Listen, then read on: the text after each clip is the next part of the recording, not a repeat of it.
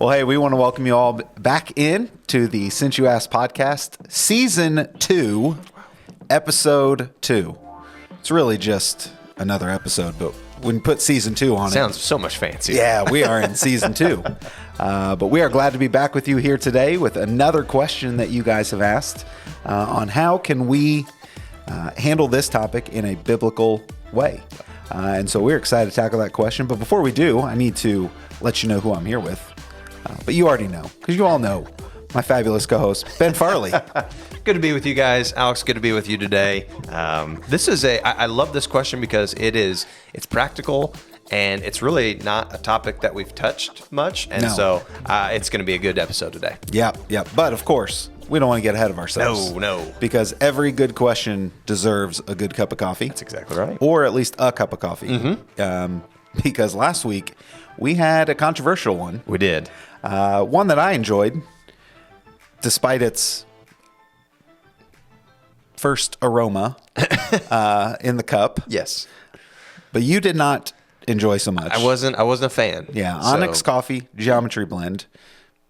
7.3 for me, 4.3 for you. Big discrepancy. That was the biggest discrepancy we've had by far. And through the whole podcast. Yeah. I mean, there might be one where we've said like there's maybe a point between, but 3 points. 3 points. That's a lot. Just wasn't my thing. Yeah. So today, what do we have for us today, Ben? So this is a farmhouse blend, kind of a medium roast from Beverland Hills Quality Goods. Most of these companies I've heard of in some shape or form. This one, never heard of before. You've never roamed the hills of Beverlin? I've heard about them, but never got to see them up close. So you really should check out Beverlin sometime. I really should have done some research before. Their hills we did are this. beautiful. But yeah, Beverland Hills Coffee. I was given this as a gift, and so I thought, hey, what better time to review it than today? So Beverland Hills Farmhouse Blend. It says it's got notes of chocolate, brown sugar, graham cracker. So, chocolate, brown sugar, graham cracker. But you're more of the coffee connoisseur than I am, and I feel like you may be able to pick up on those.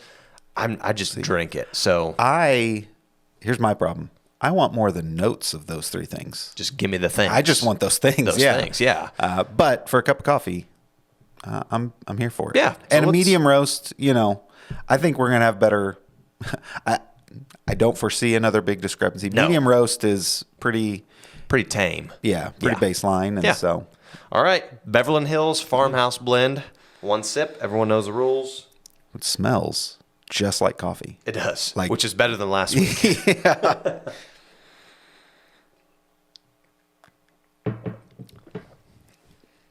Tastes like coffee, so that's a good start. I do like that. That is good. It's a solid cup. Yes, it's not bitter. It's not acidic or astringent or anything like that. It's just, I wouldn't say it's super full bodied. Yeah. But it's not weak either. Do you think it has anything to do with the preparation technique that I've learned over the last couple of years? Probably. So we were informed, and maybe all of you already know this, that the key to a coffee that is less bitter and just more smooth is a little pinch of salt. And so I've been doing that in every cup I make now. I wondered. And they say brown sugar, but I'm like, there's a hint of salt. Hint of salt. Yeah. Salt, brown sugar, graham cracker. I like it. Yeah. I think it's a solid cup of coffee. The thing I like about this is it's not a super expensive bag of coffee too. I think we're talking $11, $12. Yeah. Sometimes you can get as high as $15, $16. Some of those fancy blends you can get up to $20. So it's kind of a more middle class type cup of coffee, which I like. Oh yeah. Okay. I'm going to go 6.5. Okay. I think it's a really good cup of coffee. It's one I'd drink 10, 12 cups of. So, yeah. What are you feeling? Here's the thing. Last week, I gave Onyx a 7.3. Yeah. And I did like it. Mm-hmm. But we were off a few months. I wonder if, I still enjoyed it more than you. Yes. But I wonder if I came in a little strong Yeah. with that score. You seemed overeager about it. Yes. Because I like this every bit as much as last week's flavor-wise. Also doesn't have the smell of beef stew. That is a plus. So I feel like I need to give it over a 7.3 or around a 7.3. Yeah. But given the history, I feel like last week's might be the outlier, and I should go more with our consistency of before. Go with your gut. Yeah. I'm going to go with a 6.8. Nice. Okay. Yeah. So 6.65. Yeah. That's pretty solid. That is, yeah. Where does that leave us in the? So you said 6.5. I said 6.5. You said 6.8. Where does that leave Beverland Hills? Well, slightly above Squirrely Joe's Respect Blend. Fair. Yeah. That's fair. Right in line with Door County German Chocolate. Okay. Above Pete's Big Bang Roast. Yeah. Right in line with the Sunrise Coffee Collective. Yeah. That we did, I which think was that's good. I think that's pretty accurate. Yeah. So we still have Squirrely Joe's Wisdom Blend as just the cream of the It's just crop. the one I always recommend to people. And Kindness. Yeah. And then Cafe Brit was in there as well. That was a really good one. I love Cafe Brit. So a really, really strong score. Okay. Probably worked out that last week your score came in so low to counterbalance mine. Yeah. So we'll just kind of throw that one out. Yeah, that's the outlier. But yeah, Beverland Hills Farmhouse Blend, 6.7. Okay. Very good cup of coffee. It is. So here's what I want to know. I would love to know the coffees that you have tried as our listeners that you've heard recommended on the podcast. And the reason I say that is because our good friend Nick at Eckleberry Barber Company was sold out of Wisdom Blend the other day. Wow. And he had multiple people say, I'd heard about this on the Since You Asked podcast and they wanted to try it, which is all great. And I'm happy for him. I'm happy for Joe. But I wanted it that day. And the squirrels. They've all done well. Yes. But I wanted to buy a bag that day, and you all bought it ahead of me. So, yeah, it is what it is. I ordered straight from Joe that time. So, well, it all worked out. I feel like for this one, I need to look straight in the camera and say, we love that you're going to buy this stuff, but you must leave a bag for Ben. Buy it online. I mean, come on, people. Yes. So, anyways, no, that's still the favorite. So, yeah, it was phenomenal. Is phenomenal. Yeah. Still. Yeah. But, yeah. Well, Alex, here's an interesting segue because you know what you need to have in order to purchase coffee? A computer. And strong internet connection. Yes. But also, more importantly, you need money. Yes. And that is the question that we got today. Specifically, when we talk about money, Alex, there is there's a question that came in of someone that is kind of preparing for not the end of their life, but just their older years and thinking ahead. What kind of legacy they're going to leave. And so what's the question today? So today's question relating to money, is it wrong to store up money for an inheritance to pass down beyond what we need? So kind of a lot to that. Good question. Yeah. So I think I know probably where they're looking at biblically to kind of get their bearings and figure out what's the Lord say about this. And so I want to start off with Proverbs 13, verse 22. This is where a lot of people, they use to justify, to look at as this is a righteous thing to do. So here's what it says. A good person leaves an inheritance for their children's children, but a sinner's wealth is stored up for the righteous. And so, Alex, I would ask you, does this mean that the Bible commands us to leave an inheritance for our families? Wow. You didn't prepare me for that one. I would say, by and large, and I couldn't speak specifically to context and exactly what that person is talking about when it talks about inheritance. The greatest inheritance and blessing we can leave for our kids is for them to know the Lord, and to be raised to know the Lord, and to live with integrity and honor that comes from a relationship with Him. Yeah. So I would say that is the greatest inheritance we can leave our kids. And if we leave that, because read that again, the good man leaves an inheritance to his children's children. So it just says an inheritance. Yeah. But the sinner's wealth is laid up for the righteous. Now it brings in specifically wealth. Yeah.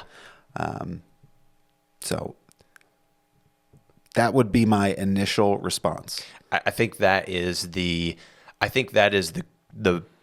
right setup answer that then leads into the question of money. So you're right, and this is what the Proverbs are really talking about here. When an unbeliever passes wealth to his family in the form of an inheritance, ultimately, as it compares to eternal things, it doesn't matter. Like it's going to die with somebody, and all you're left with is, well, nothing, because you don't have Christ. And so you said it first, Alex, that the most important thing that you can leave behind for your family is a legacy of following Christ.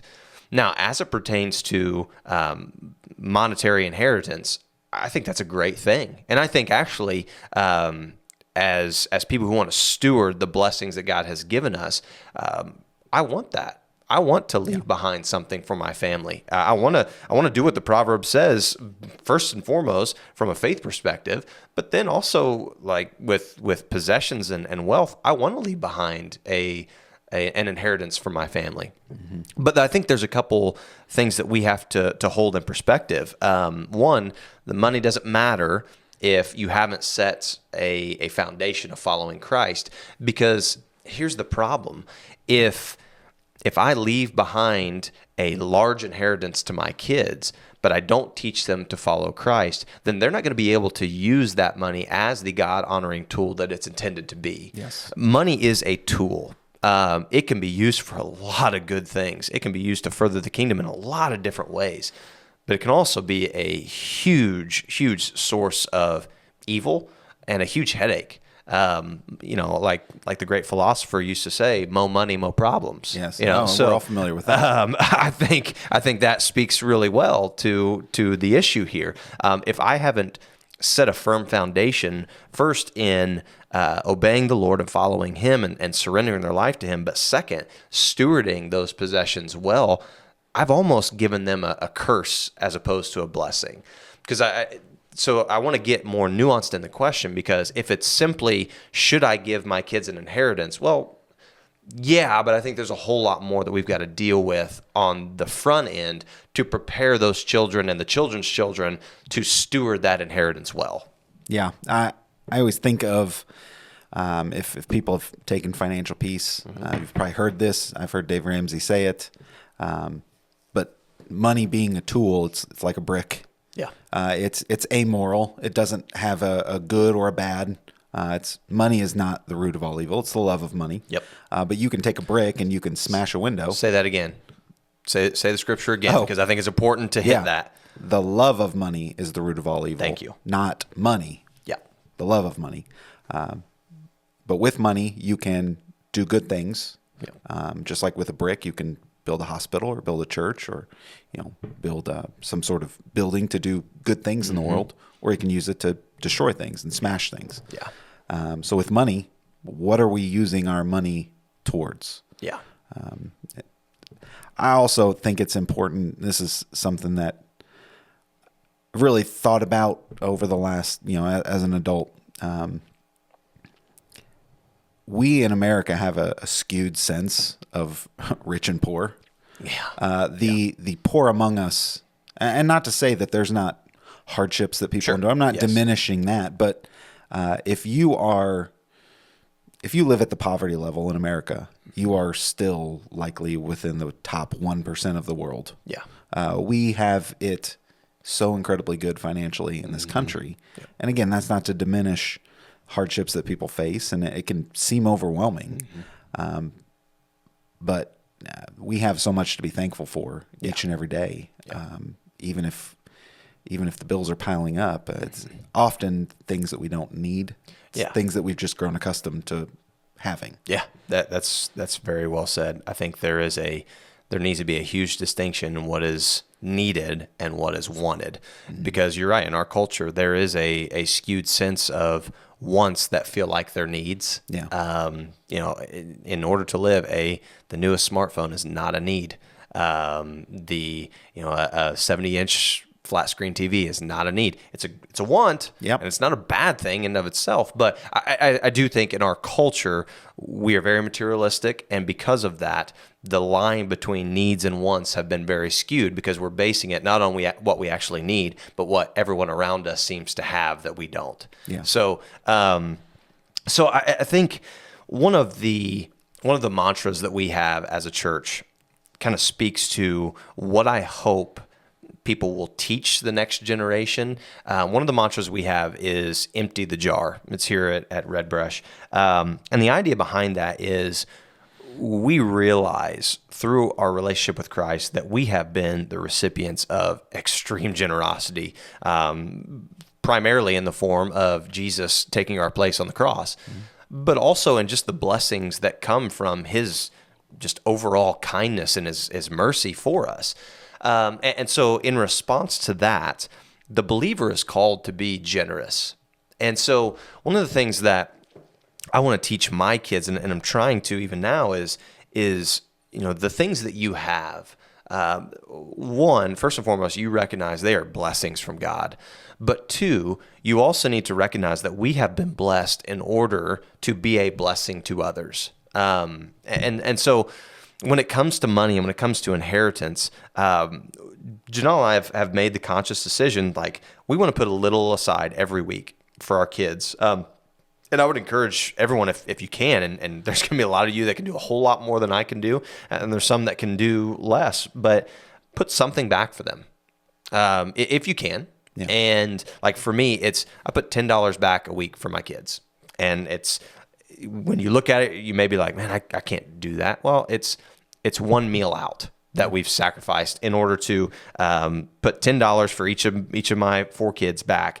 And when you look at how that will grow over time, it's incredible. It's something that I notice, but it's not a strain on us.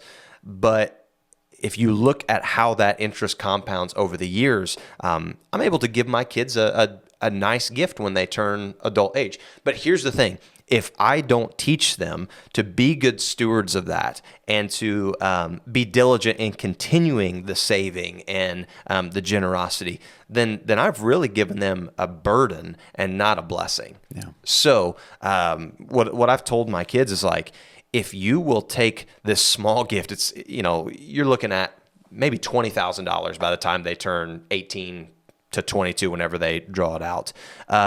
My thing is, if you will take that and you will reinvest that and you will be diligent in saving that, you're going to find when you get to an older adult age, you're doing pretty well in that just by sheer compounding interest. But that is meant for you to then be a blessing to others. I want to help you out as much as I possibly can and leave behind that legacy. But if that is just, hey, Dad's giving us this money, and so now we can blow it on something, I'm better off giving it somewhere else. I want that to be a tool that is used for kingdom work and is a blessing to you, but is never a crutch that stands in the way of you working hard and also being a blessing to others. Yeah, and I think what you're hitting at really is the importance of sharing with our kids the not just financial, but the talking with your kids about money and teaching them how to use it. Yep. Because, like you said, if we just give them a ton of money, or a small, whatever a ton of money looks like for you and your kids, and they don't know how to use it. I think of I know it's not the purpose of the story isn't money, but the prodigal son. Yeah. He just wants all that stuff now. Yep. And what's he do with it? He just goes and blows it on whatever his heart desired. Yep. We need to teach our kids, okay, how do we use money? What is money for? Yeah. Sure, it's for enjoying life. Yeah. It's for enjoying some of the things that we want. It's for taking care of those around us. But primarily, it's a tool that God wants to use for His kingdom. Yep. And I think one of the things, as I think through just the large scope of the Bible, you have these verses that do talk about money, that talk about leaving an inheritance, and working hard to earn what you've got. But there's also verses that talk about taking care of the orphan and the widow, taking care of your family, not neglecting those. There was much more of a communal aspect in the biblical world than there is now. And now everything is individualistic. My family and me, look out for us, and that's it. But what impact can we make by being generous with what we've been given? And again, this goes beyond money. You bring up a 70-inch TV. We got the Super Bowl this weekend. You can have a 70-inch TV or bigger, and it's great. But God can also use that TV to say, hey, I'm going to have my friends over. We're going to watch the game. But I'm asking them to come early, and we're gonna do a Bible study beforehand, or we're just gonna check in on each other and pray together, and just hold each other accountable, and then watch the game on my 70-inch TV. There's nothing wrong with that. Well, and I think you had talked about this early on, Alex, that there is kind of this skewed sense, especially in the American church, about wealth, and there's two opposite ends of the spectrum. There's one side that says, like, your goal in life, or maybe even worse, God's goal in your life is to make you happy, healthy, and wealthy. Like, man, that's not God's ultimate goal for you. If God chooses to bless you in that way, then praise God for that. But His primary mission has come to save you from your sins, and that is why He has come. He hasn't come to primarily make you happy, healthy, and wealthy. In fact, there's a lot of people who would say, man, none of those seem to be the mark of my life. Check those boxes at all. But God is still enough in the midst of that. But there is the other side that says that the way you show how righteous you are is by having absolutely nothing. That Christians are called to take a vow of poverty in order to show their righteousness. And I think both of those are skewed viewpoints of this. We need to look at money for what it is. It is a blessing from God, and it is a useful tool, both in our lives, but even on a greater sense, in the furthering of the kingdom, should we choose to view it that way. So that means it's not worth me trying to consume my life around getting it and attaining more of it. I'm content with what God has chosen to bless me with. I'm going to steward it well, and I'm going to use it for kingdom impact. And I'm going to bless my family and those that God has told me to bless in the community, orphans and widows, those that are under my influence. Like, it can be a powerful tool that speaks to the goodness of God, or it can absolutely rot us from the inside out. And so I just think we need to see it for what it is, and not view it as this is what God ultimately wants for me, His highest priority, or I need to shun all things monetary related because to show how righteous I am. I think those are both just dangerous viewpoints. Yeah. So to kind of wrap up this topic, when it pertains to storing up money for an inheritance to pass down, this is beyond what we need. How do you make that distinction between, okay, I want to leave an inheritance, but I don't want to overdo it. I want to be. At what point do you say, okay, that's enough? That's enough percentage of my money each paycheck put into investing. Now I need to focus on my other funds on another. Where do you draw that line? So I think you have to know the people that you're giving your inheritance to. Because if you've got, let's just face it, if you've got a family member that you know is going to, let's say you got a child that you know, one, doesn't walk with the Lord, but two, is just going to blow it on everything, you may have to make that tough decision to give a smaller percentage. And so I think the answer to the question is really, it is a personal decision in that regard. You also know those who will squander it, those who will use it for dishonest gain, those who won't use it for kingdom impact. So I think it's a personal thing related to those that you're going to give to. But then the other side of things is if you decide, hey, I'm gonna leave my children this in a way that blesses them, but doesn't become a burden because they no longer have to work. They no longer have to, we don't want to use money as a reason for our inheritance to lead to us not obeying God. We're called to work. We're called to work hard. Mm-hmm. And so we don't want to give so much that it takes that sense of obedience to what God has called us to off the table. So it's really comes down to the individual. You know your family better than we do, so we can't speak to this is the exact percentage you should give. But I think you need to take a hard look at the response of those to what you'll give, and then make that decision that's best for you. So what you're saying is there's no Bible verse that gives me the exact amount of money I need to leave, and no more, no less. And no, I think you've got to be good stewards with it. It's got to be God honoring, and that's the decision that you've got to make. It'd be a lot easier if you just point me to a Bible verse that told me exactly what to do. It really would. But this podcast would be a lot less fun if we did. It really would. But yeah, and that's the hard part. Yeah. God is gonna bring people into your life that need a blessing that you might be able to give them. Yeah. And sometimes they don't deserve it. Much like we don't deserve what he has given us. Yep. That's exactly right. But our generosity is a reflection of God's generosity in our life. Yep. And one thing I've tried to teach my kids as far as with that is when you giving doesn't get easier, or being generous doesn't get easier when you have more money. No. You always find a way to spend or use that money. Yep. If you can be generous with a little, you can be generous with a lot. Yep. I think that's a biblical principle. Absolutely. So, yeah. Well, I think we've covered. Have we muddied the waters enough? I think for the asker? So yeah, okay. I think they're going to be more confused now than they were before. It is a good and right thing to leave an inheritance for your children and your children's children. Just steward it well. Yeah. Make sure it's God honoring, and I think God will bless those efforts. Yes, and it's also a good and noble thing to use that those gifts and resources to be a blessing here and now to your children, to your family, and to those within your sphere of influence that could use it at the time. Yep. So, all right. That'll do it. That'll do it.